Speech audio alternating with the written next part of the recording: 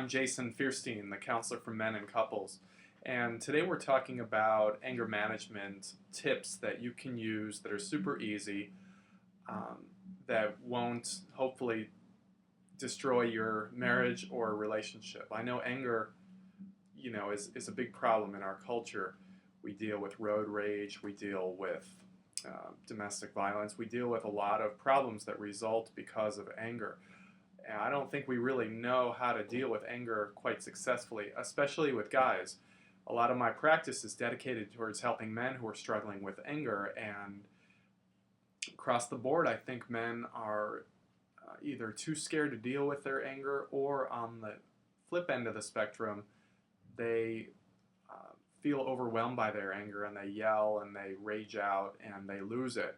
So these tips are designed to help you navigate in the middle of that spectrum. So not have to internalize it and not, and just kind of become a powder keg. That's not good. But the other end of the spectrum where you feel like you have to blow your top and lose it, and that's not so good either. So I'm going to talk about a couple of tips that you can use right away to help you reduce your stress, reduce your anger, and deal more effectively with your own anger and with other people. So, okay, I think the first thing that you can do is simply just take a step out of the situation, either metaphorically or literally. You can step out of an angry situation, especially if your anger is inspired from someone else, like say your wife or girlfriend.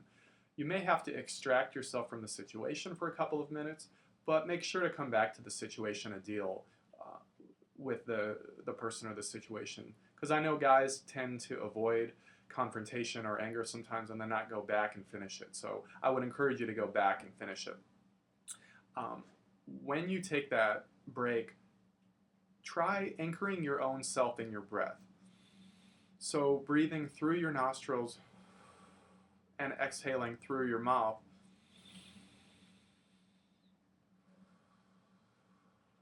And doing this for 10 deep breaths, or even for 1 to 2 minutes. And time yourself for 1 to 2 minutes. So what you're doing is you're centering your own self in your body, in your breath, as opposed to staying in the reactive patterning of the mind. Anger is addictive.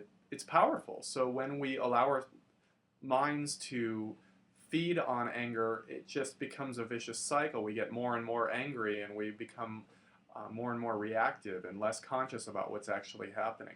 We tend to kind of go into fantasy mode and make up stories about things that may or may not be, right in reality. So disconnecting from that thought stream and just taking a breath simply in the present moment.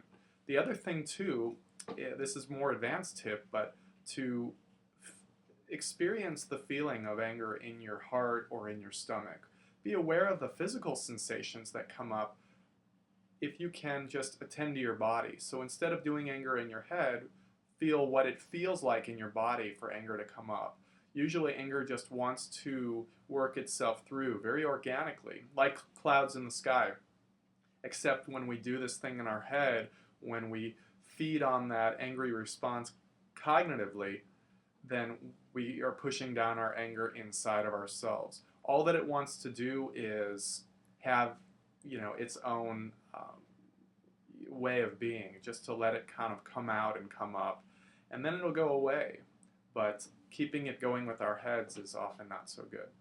So those are a couple tips. The other thing I learned last week in a training was the Lifesaver Technique, and you can just simply get a piece of candy or a piece of hard candy or something to soothe yourself and suck on it. It activates the sucking reflex, which is really helpful, and it takes you out of the situation. It introduces sugar into your bloodstream, and the brain lights up. It responds positively to the sugar that you're giving your body, and you quickly deactivate yourself, with that. So that's another tip. Another tip interpersonally, I think, is just to simply say, I'm feeling really angry and I want to blow.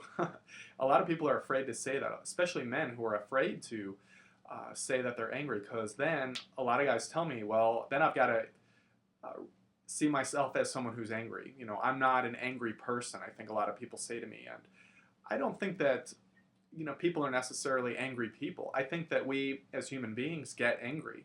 And I think the quicker that we can admit that we're angry and that we're people who get angry as opposed to angry people, there's a big difference there. We don't identify ourselves as angry people and then contribute to that identity. So simply saying I'm angry, or this makes me angry, I'm not getting this met, or this met this need, or I'm feeling this way, and fleshing that out and communicating with the person that needs to communicate with, that's a really big help. Just saying I'm angry.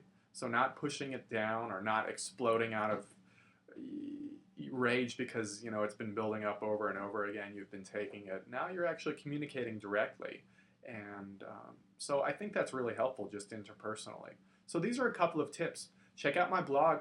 I just posted something about 7 anger management tips. Some of these that in the video have been included in that post, and I hope these are helpful to you. Just really quick and super easy ways that you can help reduce your anger and build your own relationships and deepen them in your own life, whether that's at work or at home, with your kids or with your wife or girlfriend. So good luck and take care. I'll see you next time.